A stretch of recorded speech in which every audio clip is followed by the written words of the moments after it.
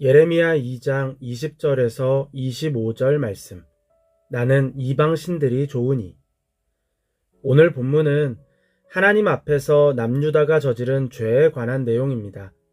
하나님 앞에서 남유다는 목이 곧은 백성이었습니다. 그들은 반복해서 하나님을 거절하고 거부했습니다. 이유는 자유롭고 싶었기 때문입니다. 그들은 무언가에 매이는 것을 원하지 않았습니다. 아무리 자신들에게 좋은 것을 준 여호와 하나님이라 할지라도 그들은 자유롭기를 원했습니다. 어찌 보면 자유를 원하는 것이 잘못이 아닌 것처럼 보이기도 합니다. 하지만 하나님께서는 그들의 진심을 아셨습니다. 겉으로는 자유를 원하는 것처럼 말하지만 사실은 하나님에게서 벗어나고 싶은 마음이 더 크다는 것을 아셨습니다. 남유다의 이러한 어리석음은 무지함에서 오는 것이었습니다. 하나님의 백성은 하나님 안에서만 진정한 자유를 누릴 수 있습니다. 하나님께서는 이것을 반복해서 말씀하셨습니다. 하지만 남유다는 그 말을 듣지 않았습니다. 인간에게 자유는 아무런 속박이 없는 상태, 아무런 제약이 없는 상태가 아닙니다. 인간에게 참된 자유는 하나님의 다스림 안에 있는 것입니다. 하나님의 다스림을 벗어난 인간은 방종에 빠집니다.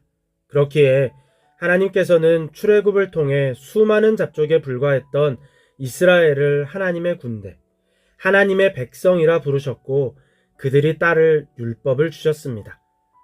하나님의 율법은 속박을 위한 것이 아니었습니다. 하나님의 백성을 방종으로부터 보호하고 진정한 자유를 주시기 위한 것이었습니다. 처음에는 하나님의 율법이 주어진 것을 경외했습니다.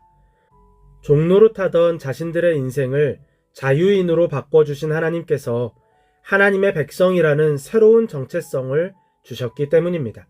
그리고 하나님의 백성다운 삶을 위해 율법을 지키고자 했습니다. 하지만 시간이 지나면서 그들은 율법의 본래 목적을 잊었습니다. 그리고 율법이 자신들을 속박한다고 생각했습니다. 그 결과 그들은 율법을 왜곡하거나 버렸고 율법을 주신 하나님조차 왜곡하고 버렸습니다. 그렇다면 인간은 정말 아무런 속박이 없는 자유를 원할까요? 그럴 수 없습니다. 불가능한 일입니다. 인간은 의존적 존재로 창조되었기 때문입니다. 하나님께서는 인간을 의존적 존재로 창조하셨습니다. 즉, 무언가를 의지해야만 살 수 있는 존재로 창조하신 것입니다. 그리고 계속해서 하나님만이 온전한 의지의 대상임을 알려주셨습니다. 하나님께서는 자유를 원한다는 남유다의 말에 속지 않으셨습니다. 그들의 진심을 아셨기 때문입니다. 하나님의 예상대로 그들은 하나님을 버리고 다른 신을 쫓았습니다. 그러면서도 하나님을 향한 종교 행위는 계속되었습니다. 하지만 아무 소용 없었습니다.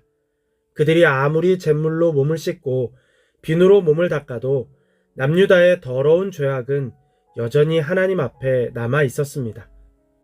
그들은 말로 하나님을 속이려 했습니다.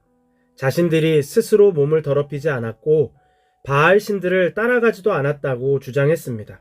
하지만 하나님께서는 그들이 흰놈의 아들의 골짜기에서 한 일, 자신들의 자식을 제물로 바쳐 이방 우상에게 행한 제사를 다 보셨습니다. 그들은 발정난 짐승처럼 이방 우상을 찾아서 돌아다녔습니다. 이방 우상이 그들을 유혹할 것도 없이 그들이 먼저 이방 우상을 찾았습니다. 그들은 이방 우상을 섬기는 일을 즐거워했습니다. 죄가 즐거움이 된 것입니다. 죄가 즐거움이 되니 죄를 죄로 인식하지 못할 지경에 이르렀습니다. 하나님께서 아무리 그들을 말리고 돌이키려 해도 소용이 없었습니다. 하나님 앞에서 그들의 반응이 이렇습니다. 아닙니다. 공연한 말씀이십니다. 오히려 나는 이방 신들이 좋으니 그들을 쫓아다녀야 하겠습니다. 본문에서 공연한 말이라고 번역한 히브리어 야하쉬는 단념시키다, 소망이 없다라는 의미입니다. 즉, 하나님의 말씀 앞에서 저에 대한 기대를 단념하세요. 저에 대해서 아무런 소망을 품지 마세요 라고 말하는 것과 같습니다. 어떻게 이렇게까지 말할 수 있습니까? 이미 우상이 더 좋기 때문입니다. 이미 죄가 즐거움이 되었기 때문입니다. 그리스도인은 결코 무욕 혹은 금욕 생활을 하는 사람이 아닙니다. 하나님께서 창조하신 이 세상의 좋은 것들을 마음껏 누리며 사는 사람이 그리스도인입니다. 그런데 하나님께서 주신 질서가 있습니다. 그리스도인은 하나님을 가장 좋아해야 합니다. 물론 그리스도인도 하나님 외에 다른 것을 좋아할 수 있습니다. 하지만 다른 좋은 것 앞에서도 언제든지 얼마든지 고민 없이 그것을 버리고 하나님을 선택할 수 있는 사람이 그리스도인입니다. 그리스도인에게 하나님보다 더 좋은 것이 생기는 것은 심각한 죄입니다. 모든 그리스도인은 하나님을 좋아합니다. 그런데 많은 그리스도인이 하나님을 가장 좋아하지는 않습니다. 문제는 좋아하는 마음이 있기에 하나님을 가장 좋아하라는 말이 자신을 향한 말로 들리지 않는 것입니다. 그들은 자신들이 하고 있는 종교 행위를 근거로 자신은 하나님을 좋아한다고 말합니다.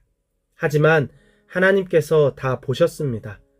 하나님보다 더 좋아하며 즐기던 세상의 것들을 하나님께서 다 알고 계십니다. 우리가 하루 동안 투자한 시간과 에너지, 재정이 어디로 흐르고 있는지 다 알고 계십니다. 하나님이 가장 좋은 사람은 하나님의 영광을 위해 자신의 것을 사용합니다. 반면에 하나님을 그냥 좋아하는 사람은 자신이 더 좋아하는 것을 위해 하루를 삽니다. 오늘 우리는 무엇을 가장 좋아하고 있습니까? 상상해 보았습니다. 하나님께서 내가 즐기던 세상의 일을 하나씩 나열하신다면 어떨까? 나는 변명을 할까? 아니면 두려워하며 살려달라고 할까? 혹시 부끄러움을 감추기 위해 주변에 누가 있는 건 아닌지 살필까? 어쩌면 같은 죄를 저지른 사람들을 모아서 함께 항명할지도 모릅니다. 우리라고 별 수 있겠습니까? 한 가지 분명한 것은 우리의 죄는 여전히 하나님 앞에 남아있고 우리가 행한 일을 하나님께서 다 보셨습니다. 우리가 쉽게 좋아하던 죄의 행위들, 우리가 가볍게 말하던 우상을 향한 사랑 고백을 하나님께서 다 아십니다. 함부로 세상의 것을 좋아하지 않아야 합니다. 함부로 하나님 없는 자유를 좋아하지 않아야 합니다. 하나님과 상관없는 즐거움에 쉽게 빠지지 않는 삶이 되시기를 바랍니다.